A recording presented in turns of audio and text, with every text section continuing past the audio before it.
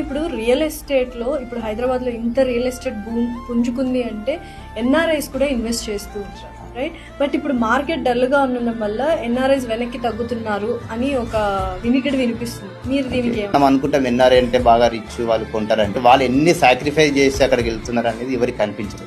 But రీసెంట్గా 2020లో biowar చూసాం. ప్రతి కంట్రీ డైరెక్ట్గా ఫైటింగ్ చేయదు, ఏదైనా ఇటువంటి వాడుతుంది బయోవార్ సృష్టించి ఇబ్బంది పడతాను. ఆ రోజు చాలా మంది ఇబ్బంది పడ్డారు.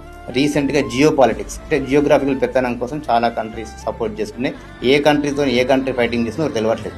రీసెంట్గా ట్రేడ్ వార్ చూసినాం. సో ప్రపంచంలో ఒక అస్థిర పరిస్థితి ప్రజెంట్ ఉన్నది. ఎన్ఆర్ఐ సహోదరు మీరు చెప్పే సూచన ఏంటి అంటే, మీరు అమెరికాలో డాలర్స్లో సంపాదించిన, దుబాయ్లో దినార్స్లో సంపాదించిన, మీరు ఇన్వెస్ట్మెంట్ ఇండియాలో ఇండియన్ రూపీస్లో పెడితే మీకు అది 100% అమ్మ ప్రేమ ఎట్లయితే ఎప్పుడు మోసం చేయదో ఎవరిని, అదేవిధంగా ఇండియాలో ఇన్వెస్ట్మెంట్ చేస్తే ఎప్పటికీ మీకు అది సపోర్టే తప్పించి అప్రిసియేషన్ తప్పించేటువంటి ఇబ్బంది తీసుకురాదు అనేది మా సలహా. వికారాబాద్ అసలు ఏముంది, నిజంగా ఉందా, మీరు హైప్ క్రియేట్ చేస్తున్నా అని అడిగింది. అయితే హైదరాబాద్లో లేని 3 విషయాలు వికారాబాద్ ఉందని చెప్పినాం. హైదరాబాద్లో ఏముంది, మనీ ఉంది, పబ్లిక్ దగ్గర మనీ లేదా, కానీ పీస్ ఆఫ్ మైండ్ లేదు.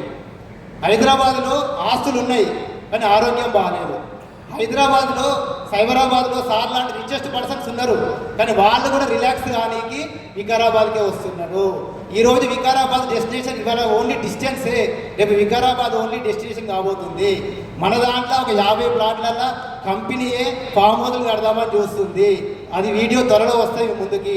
30 lakhsలో ఓన్లీ సెలబ్రిటీస్కే కాదు ఫామ్ హౌస్లు ఉండేది, కామన్ మ్యాన్ కూడా ఫామ్ హౌస్ కల్చర్ని స్టార్ట్ చేసి ఇంప్లిమెంట్ చేసి పర్ఫెక్ట్గా అందించిన ఏకైక కంపెనీ జేబీ ఇన్ఫ్రా గ్రూప్ కాబోతుంది. ముందుకు వస్తుంది. సో అందరూ సీరియస్గా పనిచేయండి.